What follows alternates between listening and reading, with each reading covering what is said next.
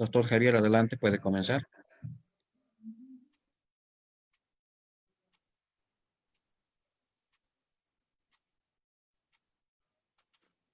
Muy bien, muchas gracias. Bienvenidos a este espacio del segundo ciclo de conferencias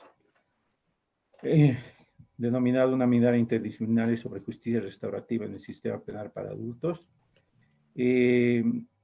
Antes voy a, por favor, dar algunas recomendaciones, aclaraciones para que durante la actividad se desarrolle sin interferencia alguna.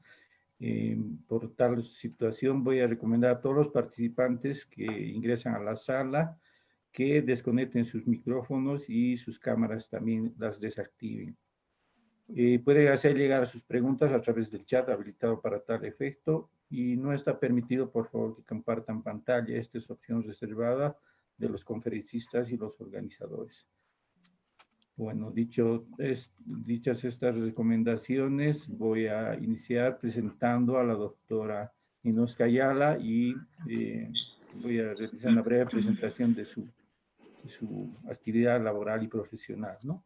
La doctora Ninosca Ayala, profesora de nivel primario por la Escuela Superior Simón Bolívar, licenciada en Derecho por la Universidad Mayor de San Andrés, especialista en Derechos Humanos por la Universidad Andina Simón Bolívar, con sede en Quito, Ecuador. Cuenta con diplomado en Derecho Procesal Penal por la Universidad de Aquino, Bolivia, un diplomado en Educación Superior por la Universidad Mayor de San Andrés, un diplomado en Educación Alternativa, Participación Ciudadana y Desarrollo Local por la Universidad de Cordillera, diplomado en Conciliación y Arbitraje por la Universidad Real de la Cámara Nacional de Comercio y conciliadora y mediadora penal.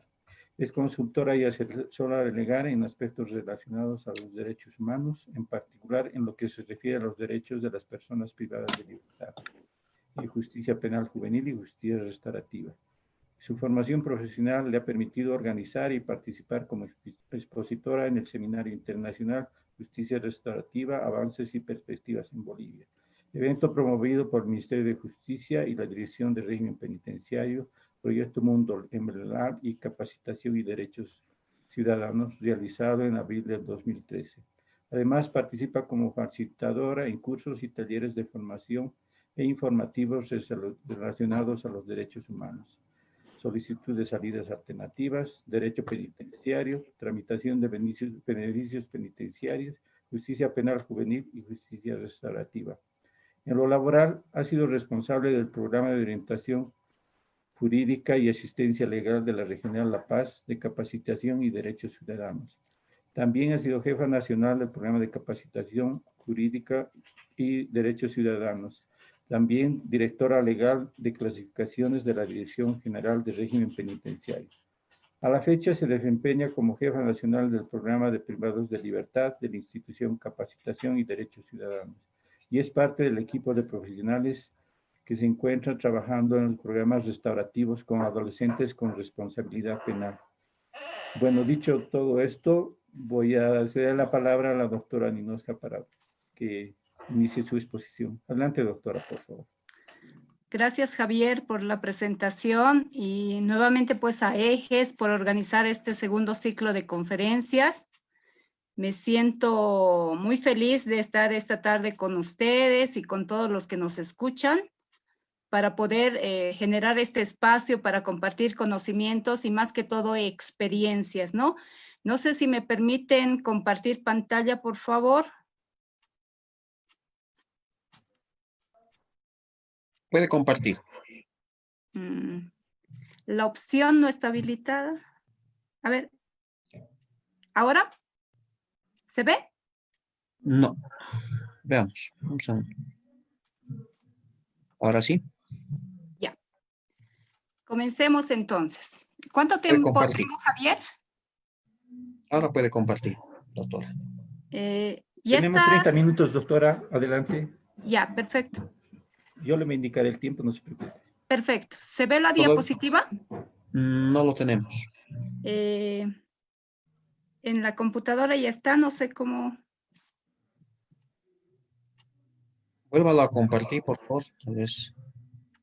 A ver, espérame un ratito. aquí. Compartir.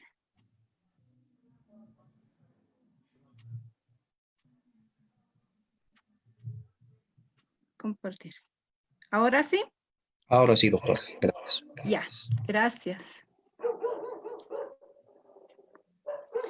Bueno, el tema que vamos a ver esta tarde con mayor amplitud, toda vez que la anterior vez habíamos tocado solamente las partes más relevantes en lo que se refiere al avance de justicia restaurativa en el sistema penal para adultos. Como ustedes recordarán, en el año 2007, exactamente en el mes de diciembre, se promulgó el Código del Sistema Penal. Este cuerpo normativo tenía toda una fase de elaboración previa, porque lo que se quería en el país era unir el Código Penal, el Código Procesal Penal y la Ley de Ejecución Penal en un solo cuerpo normativo. Si bien esta era la idea, al final, cuando se llega a diciembre de 2017, solamente se llega a tener esta norma, pero con la parte del Código Penal y Procesal Penal, ¿no? Dejando a un lado todavía el tema de la modificación de la Ley de Ejecución Penal y Supervisión. En este cabe aclarar también, por si acaso, de que en enero de 2018 esta norma ha sido abrogada. Sobre todo manifiesto y hago énfasis en este punto para nuestros expertos de México, de Italia, para que tengan también este antecedente. Sin embargo, vale la pena ver este documento. ¿Por qué? Porque acá ya tenemos un enfoque restaurador. En este sentido, el Código del Sistema Penal, en el artículo 1, nos habla ya del marco constitucional. Es decir, nuestra Constitución Política del Estado nos habla de una sociedad justa y armoniosa y sobre todo sobre una cultura de paz. Es decir, buscar la solución de los conflictos, no necesariamente en materia penal, sino en otras áreas del derecho, pero a través del uso de la conciliación. Y como vamos a ver más adelante, también se incorpora el uso de la mediación para el caso de los conflictos penales. Así también en el artículo 2 se refiere a la finalidad y el objeto de este código. Y cuando señala la finalidad, nos dice que se va a racionalizar el uso del poder penal como última respuesta al conflicto, cuando no sea posible solucionarlos por medios menos violentos. Es decir, podemos utilizar la conciliación, por ejemplo, en delitos de menor gravedad o en delitos de contenido patrimonial, y de esta forma la víctima puede sentirse que ha sido reparada en el daño, ¿no? Siempre y cuando su prioridad sea el factor económico también. Y cuando nos habla del objeto, nos dice que el objeto que tiene este código es establecer las bases de la responsabilidad penal y obviamente definir las infracciones penales y sus sanciones, pero con enfoque restaurador. Fíjense que desde acá ya hablamos del enfoque restaurador, estamos hablando de justicia restaurativa, obviamente. Y es así que cuando se refiere en el artículo 3, los principios fundamentales de este código, habla del enfoque restaurador, lo que les mencionaba, ¿no? Y nos dice que el sistema penal de justicia debe orientarse hacia una restauración como respuesta pacífica al conflicto, a la reparación integral del daño causado a la víctima, al reconocimiento de la responsabilidad de la persona infractora. ¿A qué nos referimos con esto? El reconocimiento no solamente, hablando en materia penal, no solamente quiere decir que la persona que ha cometido el delito reconozca que ha cometido el delito y que obviamente al haber quebrantado la ley tiene que asumir las consecuencias que esto implica. Obviamente va a ser una sanción penal y en su mayoría va a ser la privación de libertad, ¿no? Pero también, hablando ya en justicia restaurativa, se refiere a que la persona infractora tiene que ser responsable de las consecuencias que ha tenido la víctima a raíz del hecho delictivo, ¿no? Entonces, eso lo vamos a ver más adelante. Algunos de ustedes también me imagino que ya saben cuál es cuál es la situación en la que queda la víctima después de un hecho delictivo. Así también señala que la recomposición y el fortalecimiento de las relaciones dentro de la comunidad afectada. Para la justicia restaurativa, víctima no solamente es la persona que ha sido directamente afectada por el delito, sino también es la comunidad. Por ejemplo, un ejemplo que nosotros vemos en los casos del delito de robo o robo agravado en una zona. Les comento de que en un caso, se produjo un robo a uno de los estudiantes cuando estaba llegando a su zona. Entonces, lograron los vecinos agarrar al adolescente infractor, ¿no? Pero centrándonos en la víctima, el muchacho universitario ya tenía miedo de ir a la universidad, de regresar en la noche después de sus clases porque pensaba que le iban a volver a robar. Pero también la comunidad se ha visto afectada por este hecho delictivo.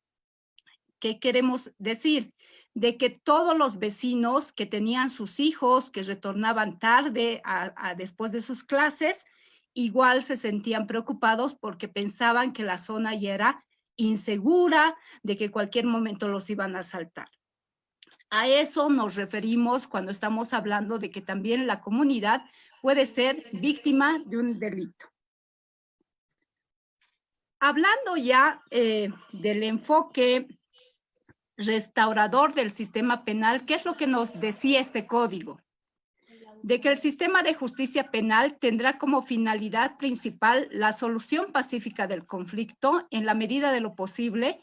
El tratamiento del conflicto deberá ser abordado con un enfoque restaurador y sobre todo el Estado deberá promover la creación y el fortalecimiento de los programas de justicia restaurativa.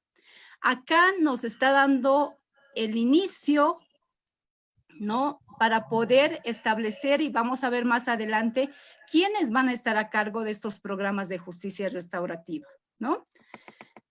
Y posteriormente en el artículo 11 pasa a detallar la justicia restaurativa, las reglas generales, y nos dice que los procedimientos restaurativos están orientados a que la persona infractora pueda asumir con responsabilidad sus actos, se dé la reparación integral del daño a la víctima y también a la comunidad y el restablecimiento de la armonía y los valores en la comunidad, ¿no? Entonces, fíjense que acá rescata todo aquello que hemos visto nosotros, ya sea como características, como principios de la justicia restaurativa. Nosotros en este código que lo teníamos hasta enero de 2018, ya lo estábamos teniendo instaurado, ¿no? Luego nos habla de que los procedimientos restaurativos pueden aplicarse en cualquier etapa del proceso penal. Esto es importante, porque en la actualidad, si bien en materia penal nosotros aplicamos la conciliación, que es también una forma, es un medio alternativo de resolución del conflicto en materia penal, y no es tan traumático, permitan utilizar ese término para la víctima que llevar adelante un proceso penal. Entonces, a través de la conciliación en la actualidad, nosotros podemos lograr la reparación del daño a la víctima, ¿no? Obviamente que no va a ser en los términos que busca la justicia restaurativa, pero por lo menos la víctima es escuchada, tanto por el juez o por el fiscal, que es generalmente donde se llega a hacer la conciliación, pero también por la persona infractora, ¿no? Entonces, lo que se va a buscar ahora, bueno, lo que pretendía hacer este código era de que se aplique en cualquier etapa del proceso penal, y esto implica durante la etapa de investigación, durante la etapa del juicio o incluso durante la ejecución de la sentencia. Y posteriormente vamos a ver qué posibilidades tenía la persona de recuperar la libertad cuando podía acceder a un programa de justicia restaurativa durante la ejecución de la sentencia, ¿no? Obviamente acá también se establece de que los acuerdos restaurativos deberán ser supervisados judicialmente. Obviamente el juez tiene que controlar también el cumplimiento del acuerdo al que lleguen las partes, y se hace mención también a que el ir a un programa de justicia restaurativa tiene que ser por acuerdo de voluntades de ambas partes. Es decir, que a la víctima no se la puede obligar. Tal vez la víctima quiere ir a un juicio y obtener la sanción para el infractor en los términos que actualmente se tiene en el sistema retributivo, pero también puede ser de que la persona infractora no quiera someterse a un proceso de justicia restaurativa. Entonces, se respeta, por si acaso, la voluntad de ambas partes, ¿no? Información, tanto jueces, fiscales, abogados, desde el momento que se instaure esto en la legislación boliviana, debemos informarles tanto a la víctima como a la persona infractora cuáles son los derechos que tiene, en qué condiciones va a ir al proceso restaurativo y cuáles pueden ser los resultados a los cuales se va a llegar, por si acaso. En cualquier momento, cualquiera de las partes puede desistir, levantarse de la mesa y decir, yo no quiero seguir con este procedimiento, entonces se respete esa decisión. El hecho de no llegar a un buen acuerdo en este procedimiento no significa de que la persona infractora esté admitiendo culpabilidad, y eso se puede utilizar en el juicio o en ese hecho se pueda fundar la condena, por si acaso no. La asistencia técnica, los abogados se preguntarán, ¿y en estos procedimientos nosotros vamos a poder asesorar al infractor, a la víctima? Sí, asesorar sí, pero participar de los procedimientos no, porque solamente van a estar las partes y en su debido momento podrá estar un mediador, ¿no? O un conciliador. Los derechos de la víctima. Cuando hablamos de justicia restaurativa, hablamos bastante de los derechos de la víctima, que sus intereses puedan ser escuchados, puedan ser tomados en cuenta, que se escuche su voz, sus necesidades, qué es lo que... Entonces, en el artículo 350 se establecía los derechos de la víctima y nos decía que la víctima tiene derecho a la tutela judicial efectiva, que le facilite la resolución pacífica del conflicto, obviamente, que le ayude a la reparación integral del daño sufrido, que se escuchen sus intereses, sus necesidades, sea tratada de forma digna, no sea revictimizada por ninguna instancia del proceso, el resguardo de su identidad, de sus familiares, mucho más si es menor de edad, pero también a solicitud de la víctima cuando ella así lo desee. También podrá requerir medidas de protección. Pónganse el caso de que sea un delito, un hecho violento, tal vez, no sé, un secuestro, aunque no se da mucho esa figura delictiva en nuestro país, pero tal vez por medidas de seguridad puede ella pedir de que se le brinde apoyo de personal policial para su vivienda, cambiársela de vivienda, ¿no? Y obviamente una de los principales derechos es intervenir en todas las fases del proceso, ¿no? Abajo. Ahora, en el artículo 359 también se hace mención a los derechos de la persona imputada. Obviamente que tiene varios derechos, ¿no? Para asumir defensa en el proceso, pero el numeral 18 se refiere a que puede decidir libremente y voluntariamente su sometimiento a programas de justicia restaurativa. Lo que les decía, si la persona infractora no quiere someterse a un programa de justicia restaurativa, no se la puede obligar. Esto es de forma voluntaria, porque no se olviden los abogados, sobre todo los que asumimos la defensa en procesos penales, de los infractores, muchas veces cuando uno les dice el delito por el que está, dice, yo no he robado. Pero la prueba, la cámara de seguridad indica, no, yo no he robado. Entonces, con esa persona que no reconoce el haber realizado un delito, mucho menos va a querer sentarse con una víctima que según él no la ha lesionado, no ha cometido un delito, ¿no? Entonces, este proceso es voluntario.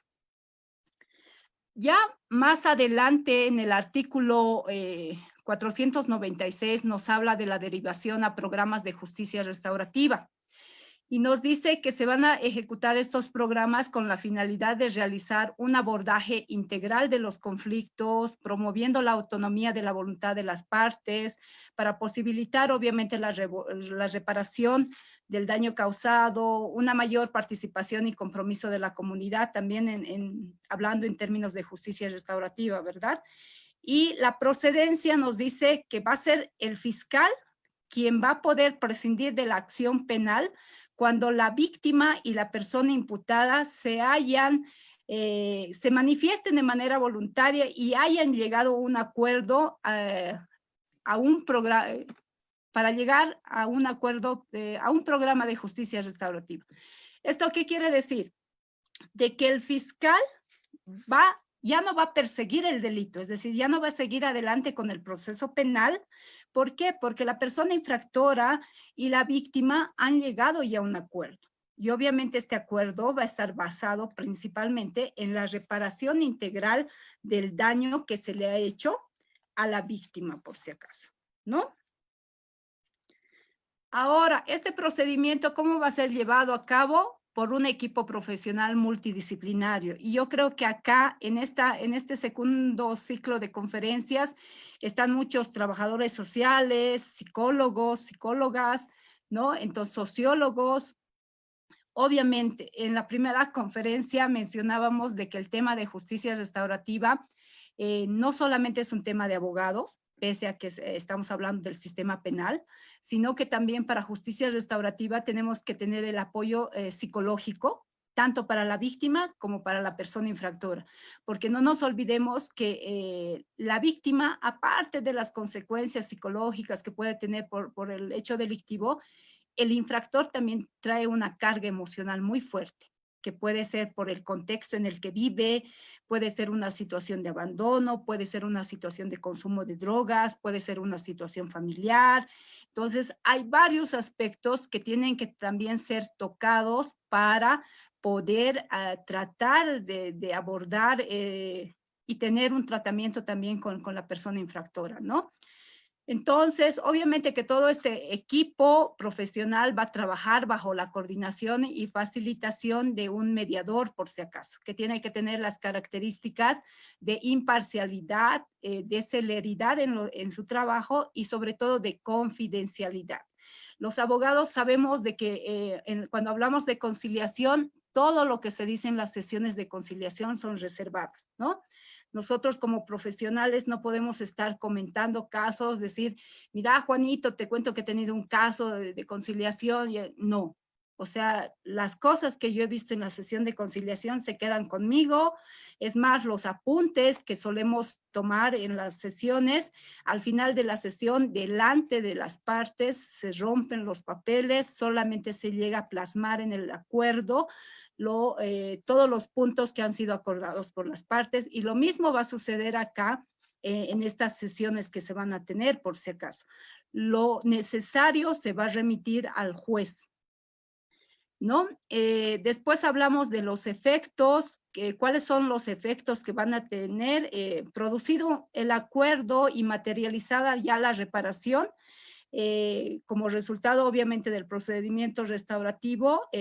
Los acusadores o la víctima pueden pedirle al juez que en el presente caso penal se declare la extinción de la acción o la suspensión del proceso, es decir, de que con ciertas reglas de comportamiento que le va a fijar también el juez por un tiempo mínimo, al final del cual, si es que cumple esas condiciones la persona infractora, se extingue la acción penal.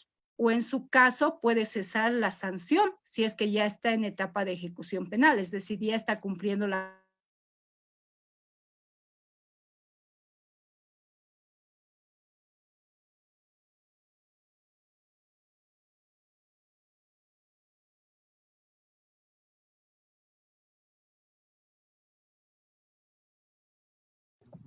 Doctora, el audio se le fue.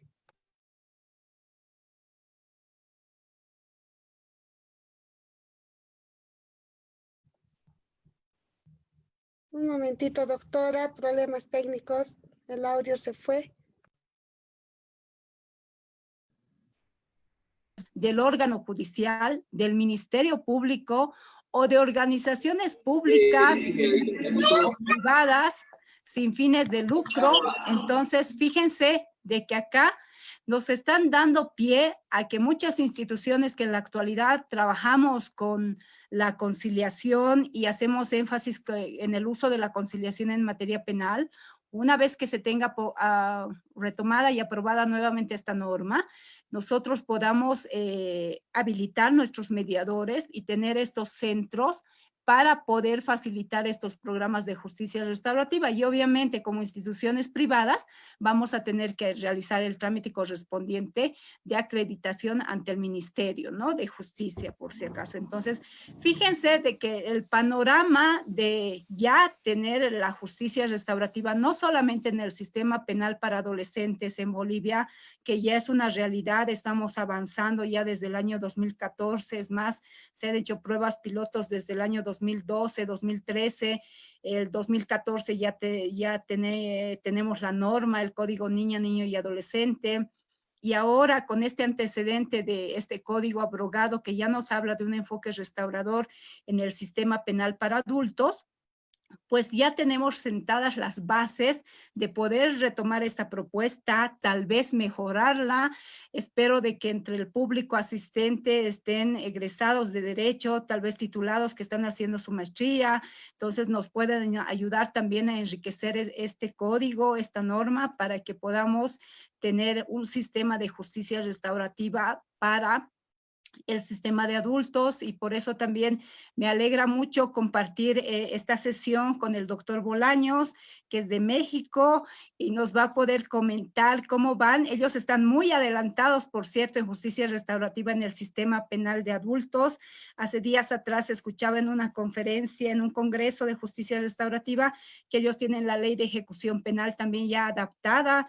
Entonces sería interesante escucharlos, porque el momento en que se modifique la parte procesal penal con justicia restaurativa para el sistema de adultos, vamos a tener que también empezar a trabajar en la modificación de nuestra ley de ejecución penal y supervisión, ¿no? Entonces, fíjense que lo que les decía, ¿no?, la conciliación en materia penal también está incorporada en esta norma, obviamente en aquellos delitos que se permitan, en delitos de acción penal pública y obviamente en delitos de acción penal privada. Y obviamente el acuerdo que se llegue por las partes debe ser homologado y presentado ante el juez. Y una vez que se cumple este acuerdo, lo que da lugar es a la extinción de la acción penal, ¿no? Y acá la innovación es de que se incorpora la figura de la mediación. Cuando no se pueda solucionar el conflicto penal por la vía de la conciliación, se puede solicitar la intervención de un mediador, nos dice esta norma, y obviamente que va a ser designado este mediador por el fiscal o por el juez, pero también las partes pueden seleccionar directamente a su mediador, pero deben hacerse cargo del costo, nos dice. Entonces aquí nos está dando ya lugar al artículo anterior que hacíamos referencia a que van a haber centros de mediación de instituciones privadas, entonces van a poder escoger también las víctimas o la persona infractora su mediador, ¿no? Entonces es importante también. Ya para ir finalizando, la conmutación de sanciones, lo que les decía, si durante la ejecución de la sanción el condenado participa exitosamente en un programa de justicia restaurativa, ¿qué es lo que va a tener como, y obviamente ha demostrado de forma clara, consistente, que ha reparado el daño causado a la víctima? Puede solicitar, se le disminuya la sanción que está actualmente cumpliendo en privación de libertad, o se le conmute parte de la sanción por otra pena no privativa de libertad. Entonces, esto va a requerir también que se modifique la ley de ejecución penal y supervisión. Acá también el artículo nos dice, siempre y cuando no exista oposición fundamentada de la víctima y del Ministerio Público.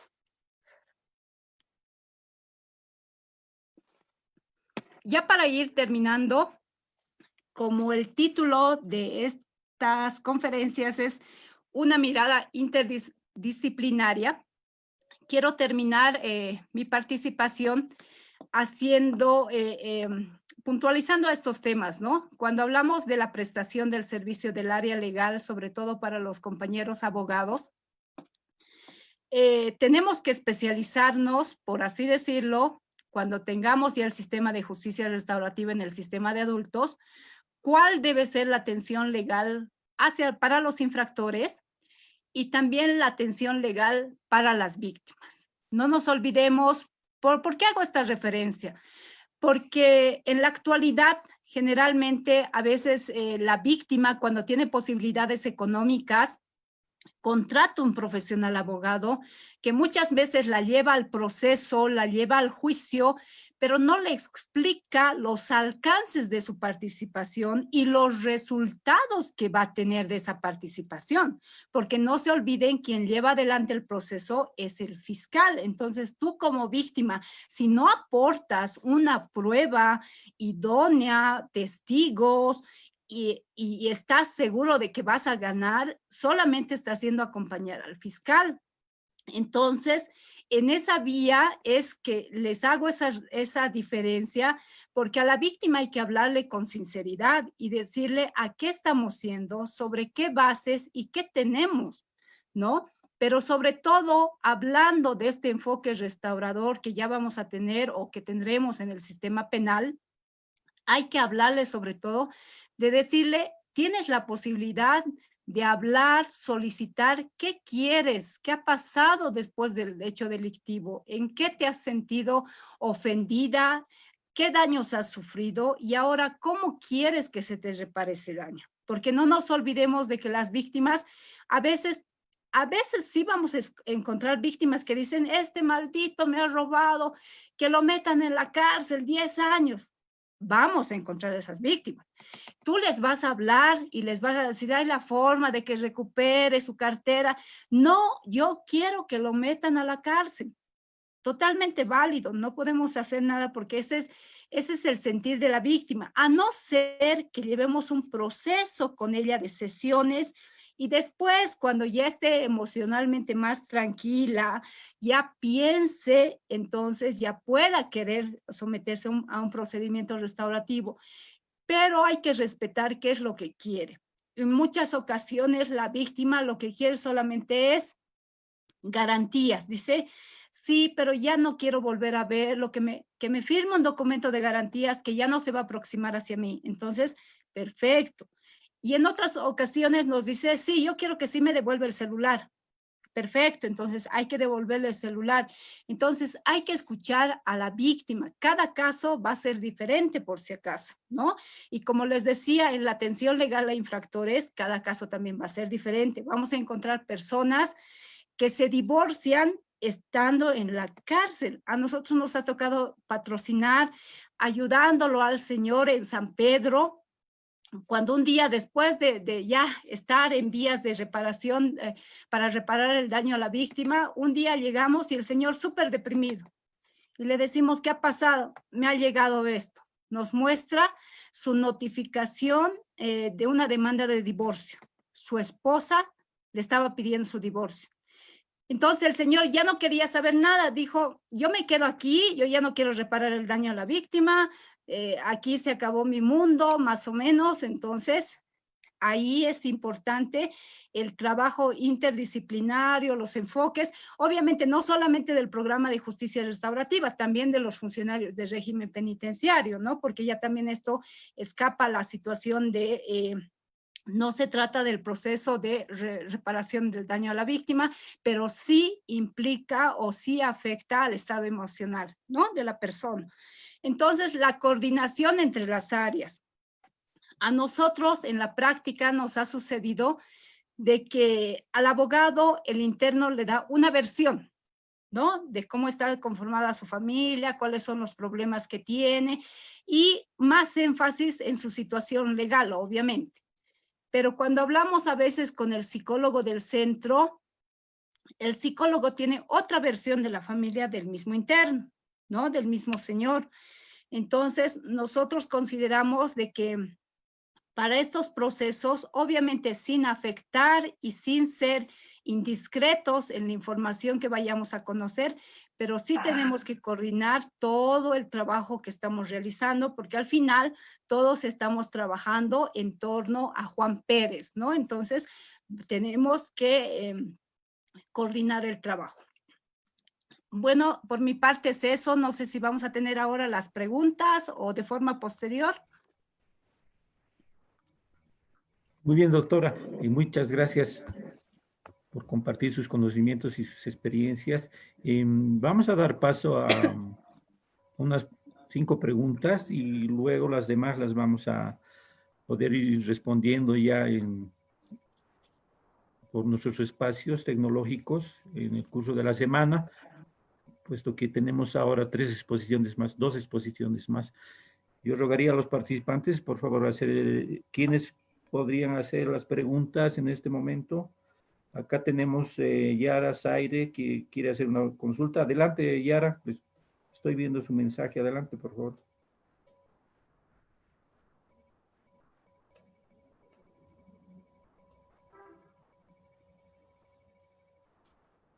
Está en el chat, doctora. ¿Usted tiene posibilidad de dar lectura? Ya. Sí, ya la tengo acá. Bueno, Sara, a ver, en la actualidad, por si acaso, nuestra norma en materia penal y sobre todo la conciliación se aplica a delitos de contenido patrimonial, no a delitos como que atentan contra la vida o la libertad sexual de las personas, ¿no? En la revisión del Código Procesal, del Código del Sistema Penal, del que les acabo de describir, que está abrogado, por si acaso, vuelvo a reiterar, tampoco hace referencia a qué delitos se van a llevar a cabo los procedimientos de justicia restaurativa. Sin embargo, su análisis tiene que ser más integral porque obviamente cuando se habla de las infracciones y de las sanciones, ya no es prioridad o ya no se utiliza tanto la privación de libertad. Hay sanciones de hacer, sanciones de no hacer. Entonces, bajo esa misma lógica, va a tener un tratamiento igual diferenciado, por si acaso, el tema de los delitos, ¿no? Porque siempre ha sido una pregunta recurrente si en casos de violación, por ejemplo, podemos llevar a cabo procesos restaurativos. Pero en algunos países, cuando uno estudia, ve de que hay en ciertas situaciones que sí se pueden llevar a cabo, sobre todo las mediaciones. Pero en nuestro código, por si acaso, todavía esa figura no está clara. Hay que definirla también porque es importante saber si vamos a atender esos casos o solamente nos vamos a limitar a los de contenido patrimonial o vamos a fijar un parámetro de acuerdo a la pena privativa de libertad. Entonces, esa es una tarea también que está todavía pendiente, ¿no? Muy bien, doctora, muchísimas gracias. Vamos a pedirles, por favor, a los participantes que escriban sus preguntas a través del chat y posteriormente vamos a poder pedir que nuestra distinguida doctora pueda responderles. Estamos con un tiempo ya casi limitado, entonces yo le rogaría a la doctora nos dé unas breves palabras para finalizar su exposición y esperando luego la respuesta de las preguntas para después, doctora. Claro que sí. Bueno, acá solamente de manera ya despidiéndome, pero también respondiendo acá a la parte de psicología, la importancia. La parte de psicológica es muy importante, sobre todo en privación de libertad. Ese siempre ha sido nuestro cuestionamiento. Por ejemplo, nosotros como institución, como Capacitación y Derechos Ciudadanos, de que el privado de libertad esté detenido preventivamente o esté cumpliendo ya condena, tiene que recibir atención psicológica por parte del sistema penitenciario.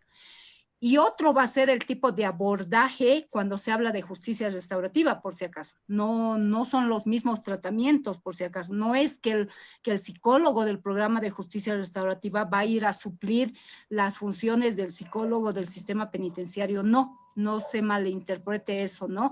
Pero sí el aspecto psicológico es muy importante para ser tratado. Por eso es que ahora vamos a escuchar también las intervenciones de los compañeros bolivianos que ya tienen experiencia en centros penitenciarios y ellos van a poder dar a conocer sus experiencias y en base a ello hay que armar, permítanme utilizar esa palabra, de armar el procedimiento o los protocolos de atención para los programas y los equipos de justicia restaurativa, porque ejemplos o solamente los hemos tenido así saliendo de la práctica. No tenemos todavía un procedimiento en ese sentido, ¿no? Y obviamente quiero despedirme dándole la bienvenida, bueno, al doctor Bolaños, que esperemos que de aquí a un tiempo, cuando todo ya se normalice, podamos conocerlo personalmente, también a Esther de Italia y obviamente a los profesionales bolivianos, nuestros compañeros que van a estar también dándonos a conocer sus experiencias en este tema tan fantástico y en este nuevo paradigma en materia penal que debemos asumir todos, ¿no? Muchas gracias por su atención y buenas tardes. Muchísimas gracias, doctora Ninosca Ayala. Agradecemos por todo lo compartido y bueno, estamos siempre pendientes de su actividad continua en referencia a lo que es sistema penal para adultos. Muchas gracias, doctora. Bueno, hay algunas preguntas más, pero las vamos a responder posteriormente, por favor, por respeto a nuestro siguiente expositor. Y en todo caso, pueden registrarlas a través del chat y nuestro equipo va a estar tomando nota y sistematizando las preguntas. En todo caso, yo tengo una dificultad con la cámara, pero voy a presentar al doctor Eduardo Bolaños. Tengo una dificultad acá con la cámara. El licenciado en Derecho, el doctor es